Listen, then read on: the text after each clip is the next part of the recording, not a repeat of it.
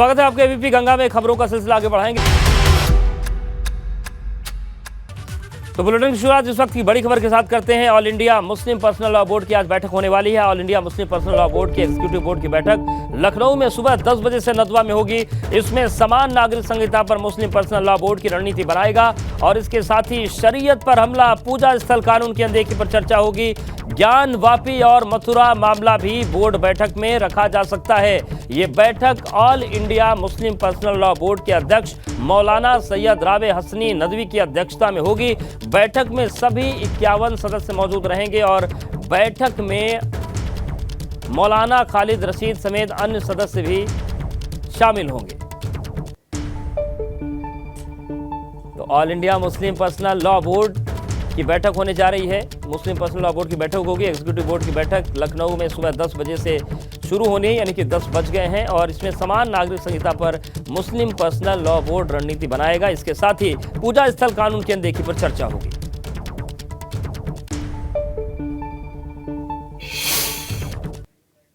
All India Muslim personal law board की executive body की meeting Darul Uloom नदवतुल उलमा लखनऊ में है, जिसमें मुल्क भर से एग्जीक्यूटिव मेंबर्स शामिल हो रहे हैं। जिसके एजेंडे में कॉमन सिविल कोड भी है और आपका वर्शिप एक्ट भी है और वो केसेस जो पर्सनल लॉ से रिलेटेड हैं और कोर्ट में चल रहे हैं उन तमाम मुद्दों पर गुफ्तगू होगी।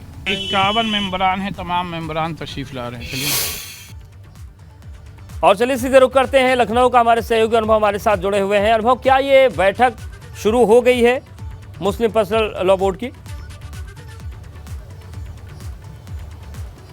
देखिए, ये एग्जीक्यूटिव काउंसिल की बैठक है all India Muslim personal law board की और 51 मेंबर हैं। तो इनमें से कुछ मेंबर तो आ चुके हैं और कुछ अभी आ रहे हैं। पहले रजिस्ट्रेशन हो रहा है और उसके बाद ही ये बैठक शुरू होगी। माना जा रहा है कि 11 बजे ये बैठक शुरू होगी, लेकिन देखिए नदवा में ही हम मौजूद हैं और यहाँ किस तरीके से चहल पहल काफ़ी आज बढ़ी हुई है। तमाम सारे जो लोग हैं, जो मेंबर हैं अलग अलग राज्यों से, वो भी यहाँ पर पहुँच रहे हैं। और हमने देखा, आपने जैसे मौलाना खालिद रशीद फिरंगी महली ने जो बात कही कि क्या क्या मुद्दे हैं, सबसे महत्वपूर्ण तो ये है कि जिस तरीके से जो कॉमन सिविल कोड की बात हो रही है वो सबसे अहम मुद्दा है इस बैठक का। दूसरा जो वर्शिप एक्ट है उसको लेकर भी आज all India Muslim personal law board की इस बैठक में चर्चा होगी। इससे पहले भी हालांकि चर्चा हुई थी, लेकिन आज फिर एक बार चर्चा होगी।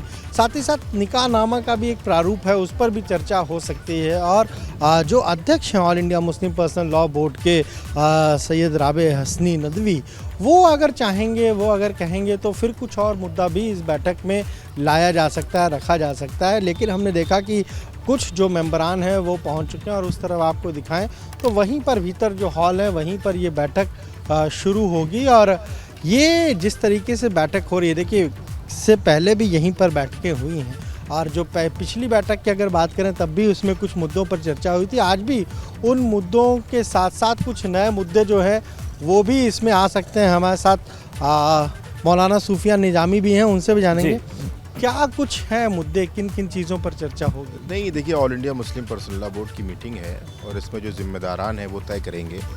वैसे जो चीज़ें हैं उसमें यूनिफॉर्म सिविल कोड और प्लेसेस ऑफ वर्शिप एक्ट को लेकर बातें हो सकती हैं और जो चीज़ें होंगी वो भी आपके सामने निकल कर आएंगी। बहुत महत्वपूर्ण बैठक है। इससे पहले भी हमने देखा, हालांकि कई मुद्दों पर चर्चा हुई, फिर से वही सारे मुद्दे हैं।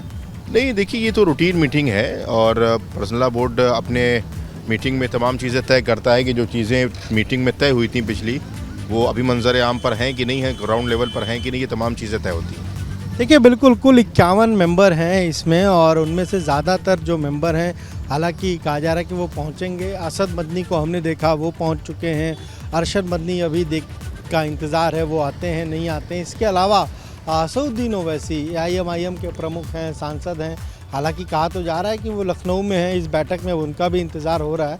तो थोड़ी देर में साफ़ हो जाएगा कि कौन कौन मेंबर पहुंच रहे हैं, कौन मेंबर नहीं आ रहे हैं। पर जिस तरीके से खालिद रशीद फिरंगी महली ने कहा कि जो 51 मेंबर हैं उनमें से ज़्यादातर जो मेंबरान हैं वो पहुंच रहे हैं और आप देखिए लगातार लोगों के आने का जो सिलसिला है इस बैठक में शामिल होने के लिए, वो यहाँ पहुँच रहे हैं इस नदवा कॉलेज में। बिल्कुल, यानी कि अनुभव ये भी मान सकते हैं कि देखिए ये भले मुस्लिम पर्सनल लॉ बोर्ड है, लेकिन ये तमाम वो महत्वपूर्ण लोग हैं देश के जो कुछ बात कहते हैं तो उसका इम्पैक्ट होता है। अब जब 2024 में सब अपना अपना माहौल बना रहे हैं तो यहाँ से जो मैसेज निकलेगा निश्चित तौर से उसका भी सीधा असर 2024 पर होगा और उसका दलों पर, पार्टियों पर असर पड़ेगा। वो टाइमिंग भी देखी जा रही क्या कि यहाँ से संदेश जाएगा तो आगे हो सकता है कुछ दबाव बने बातों पर। देखिए बिल्कुल, अगर ये कोई ऐसा फैसला लेंगे तो वो फिर बहुत महत्वपूर्ण हो जाता है। और हमने देखा इससे पहले all India Muslim personal law board की जब भी एग्जीक्यूटिव काउंसिल की बैठकें हुई हैं, कुछ ऐसे निर्णय लिए गए हैं और उस पर फिर तमाम सारे जगहों पर चर्चा हुई है, बहुत जगहों पर बहस भी शुरू हुई है। तो आपने कहा कि 2024 के पहले ये बैठक हो रही है। असल में इनका एक साल में इनको 2 बार एग्जीक्यूटिव काउंसिल की बैठक करनी होती है। इस बार भी ये बैठक आज रखी गई है और ये बैठक हो रही है, लेकिन मुद्दे ज़रूर कहीं ना कहीं 2024 में जब चुनाव होंगे उससे पहले अगर कुछ ऐसी चीज़ें होती हैं, उस पर कुछ प्रस्ताव पास होता है या बोर्ड कुछ निर्णय लेता है तो वो अपने आप में अहम हो जाएगा। क्योंकि आप देखिए, चाहे वर्शिप एक्ट की बात करिए, चाहे ज्ञानवापी की बात हो जाए या फिर हम कहें काशी में या फिर मथुरा की अगर बात हो जाए, वहाँ पर जिस तरीके से मामले चल रहे हैं तो इनके एजेंडे में आज ये भी बिल्कुल है और ये वो मुद्दे हैं जिन पर पूरे हैं। बीते साल सियासत गहरी देखी गई है और निश्चित तौर से इस पर कुछ फैसला हुआ जैसा आप कह रहे हैं तो ये एक बड़ी बात होगी और चर्चा देश में जरूर होगी। नजरें बनाए रखिएगा, अनुभव आपके पास आएंगे, अपडेट्स लेते रहेंगे। और अब चलिए बात करते हैं लखनऊ की स्मार्ट परियोजना में जिम्मेदार विभागों की लापरवाही सामने आई है। स्मार्ट सिटी परियोजना का बजट 2/3 भी खर्च नहीं कर पाए अफसर। 930.50 करोड़ की परियोजना के लिए केंद्र सरकार से बजट स्वीकृत हुआ था और अब तक केवल 384.28 करोड़ ही परियोजनाएं पूरी हो पाई हैं। खर्च ही नहीं हो पाया बजट। केंद्र ने परियोजनाएं शुरू करने के निर्देश दिए हैं तो ये भी एक तस्वीर सामने आ रही है। स्मार्ट सिटी परियोजना में विभागों की जबरदस्त लापरवाही। स्मार्ट सिटी परियोजना की 2/3 बजट भी खर्च नहीं कर पाए अफसर। कहां बजट था 930 करोड़ का और खर्च 384.28 करोड़, इतना ही कर पाए। इसका मतलब समझा जा सकता है कि गंभीरता की बात करें या काम में तेजी की बात करें, कहीं न कहीं कुछ कमी तो छूट रही है क्योंकि ये स्थिति है और केंद्र ने परियोजनाएं शुरू करने के निर्देश दिए हैं। तो बड़ी खबर लखनऊ से है। स्मार्ट सिटी परियोजना में जिम्मेदार विभागों की सीधी लापरवाही सामने आ रही है। स्मार्ट सिटी परियोजना का 2/3 बजट भी खर्च नहीं कर पाए अफसर। और आपको बता दें कि 930.50 करोड़ की परियोजना के लिए केंद्र सरकार से बजट स्वीकृत हुआ था, लेकिन अब तक कुल 384.28 करोड़ की परियोजनाएं ही पूरी हो पाई हैं। केंद्र ने परियोजनाओं को शुरू करने के निर्देश दिए हैं और अनुभव हमारे साथ लगातार बने हुए हैं। अनुभव, ये जो पूरा मामला सामने आ रहा है स्मार्ट सिटी परियोजना को लेकर, ये योजनाएं शुरू ही नहीं हो पाई या फिर काम की रफ्तार बहुत धीमी है? हाँ देखिए, जिस तरीके से स्मार्ट सिटी पर पूरा फोकस है सरकार का, उसके बावजूद जब ये आंकड़े सामने आ रहे हैं कि 2/3 बजट ही नहीं खर्च कर पा रहे हैं तमाम जगहों पर। आप देखिए स्वीकृत बजट कितना था, 930 करोड़ से ज्यादा का बजट स्वीकृत था और उसमें केवल अगर हमसे आधे से भी कम की जो योजनाएं हैं वही पूरी हो पाई। तो लखनऊ की आप ये बात समझिए कि जहाँ पर इतने बड़े बड़े कार्यक्रम होने हैं, ग्लोबल इन्वेस्टर समिट होना है, G20 होना है, ऐसे में अगर स्मार्ट सिटी परियोजना में काम नहीं हो रहा है तो आप सोचिए जो प्राथमिकता के काम है वहीं पर बजट नहीं खर्च हो पा रहा है। तो दूसरी जगह जिस तरीके से अफसर ये काम कर रहे हैं, कैसे वहाँ पर जो अलॉटेड बजट है उसे खर्च कर पाएंगे। और हाल ही में हमने देखा जब मुख्यमंत्री ने बैठक भी की थी अभी बजट को लेकर, तो ये साफ तौर पर अफसरों को कहा था कि जो बजट है उसका पूरा प्रॉपर इस्तेमाल किया जाए। हर विभाग को जो बजट दिया गया है उसका ठीक ढंग से इस्तेमाल किया जाए और जो योजनाएं हैं खासतौर से जनता से जुड़ी जिसका फायदा जनता को मिले, उन योजनाओं में देरी ना की जाए। लेकिन उसके बावजूद भी अगर इस तरह के आंकड़े सामने आते हैं तो वाकई लगता है कि किस तरीके से काम हो रहा है, अफसर क्या कर रहे हैं। बिल्कुल ये सवाल उठता है और निश्चित तौर से इसका जवाब अफसरों को देना चाहिए। शुक्रिया अनुभव आपका जानकारी अपडेट। और बड़ी खबर बिजनौर से भी है। तेज रफ्तार कार और ट्रैक्टर ट्रॉली के बीच टक्कर हुई है। टक्कर के बाद कार चालक बुरी तरीके से जख्मी हो गया। कार चालक घायल हालत में CHC में भर्ती करवाया गया है। हादसे के बाद सड़क पर काफी देर तक जाम लगा रहा। थाना शेरकोट के राम सहाय वाला इलाके का ये पूरा मामला है। तो ये तस्वीर दिखा रहे हैं आपको बिजनौर की, जहां पर तेज रफ्तार कार और ट्रैक्टर ट्रॉली के बीच भिड़ंत हो गई और इस हादसे में टक्कर के बाद कार चालक काफी गंभीर रूप से जख्मी हुआ है। सीएचसी में भर्ती करवाया गया है। हादसे के बाद सड़क पर काफी देर तक जाम के हालात बने रहे। थाना शेरकोट के राम सहाय वाला इलाके का ये पूरा मामला है। तो बिजनौर में सुबह सुबह यह हादसा हुआ और टक्कर बड़ी जबरदस्त। बड़ी खबर मथुरा से है, जहां पर 30 फीट गहरे नाले में कार गिर गई। पुलिस ने ड्राइवर को कार से बाहर निकाल लिया है। नाले पर पुराने पुल को ध्वस्त कर नया पुल बनाया गया था और पुल के किनारे बैरिकेडिंग नहीं होने के चलते यह हादसा हो गया। क्रेन से गाड़ी को बाहर निकाला गया है। तो देखिए तस्वीर आपको दिखा रहे हैं। मथुरा में 30 फीट गहरे नाले में कार गिर गई। पुलिस ने ड्राइवर को कार से बाहर निकाला है। नाले पर पुराने पुल को ध्वस्त करके बनाया गया था और पुल के किनारे बैरिकेडिंग नहीं होने के कारण यह हादसा हुआ। क्रेन से गाड़ी को बाहर निकाला गया है।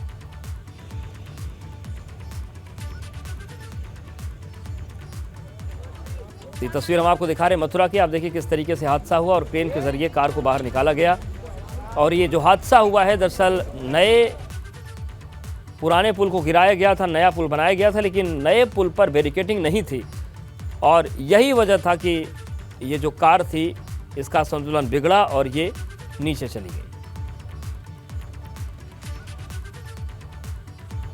तो मथुरा की तस्वीर हम आपको दिखा रहे हैं और यहां पर 30 फीट गहरे नाले में कार गिर गई। हालांकि कार चालक को सुरक्षित बचा लिया गया। बड़ी खबर गोरखपुर से भी है, जहां पर सनसनीखेज वारदात से हड़कंप मच गया। एक ही परिवार के 4 लोगों के शव मिले हैं। गोरखपुर के गोला थाना क्षेत्र के देवकली गांव की यह घटना है। पति पत्नी समेत 2 बच्चों की संदिग्ध मौत से कोहराम मच गया है। तो गोरखपुर में बेहद सनसनीखेज वारदात सामने आई है। एक ही परिवार के 4 लोगों के शव बरामद हुए हैं। गोरखपुर के गोला थाना क्षेत्र के देवकली गांव की घटना है। पति पत्नी समेत 2 बच्चों की संदिग्ध मौत से कोहराम मच गया है। पुलिस अब इस पूरे मामले की जांच कर रही है कि आखिर ये मौत कैसे हुई है, किन वजहों से हुई है और क्या इसके पीछे के कारण है। और हमारे साथ हमारे सहयोगी नीरज जुड़ गए हैं। नीरज, ये जो पूरी घटना सामने आई है, प्रथम दृष्टया पुलिस मानकर क्या चल रही है, क्या हुआ है?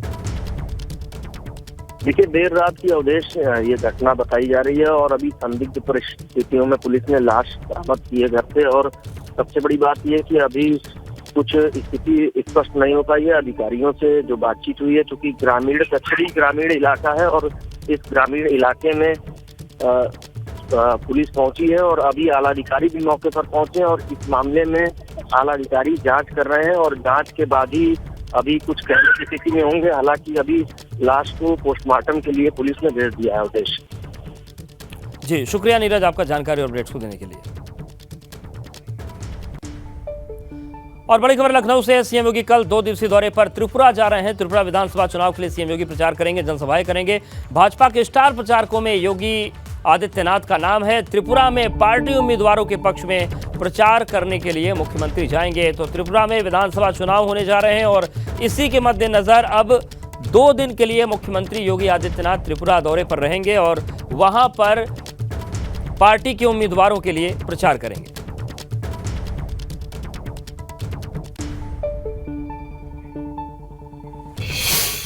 माघी पूर्णिमा का पर्व आज संगम नगरी प्रयागराज में पूरी आस्था और श्रद्धा के साथ मनाया जा रहा है। इस मौके पर प्रयागराज के माघ मेले में लाखों की संख्या में श्रद्धालु पहुंचे।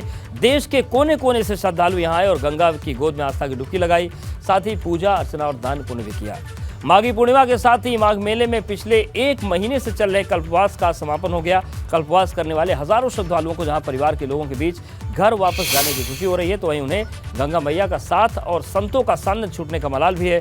श्रद्धालुओं के लिए पल भावुक करने वाला। तो 3 तस्वीरें आपको हम दिखा रहे हैं और इस बुलेटिन में फिलहाल इतना।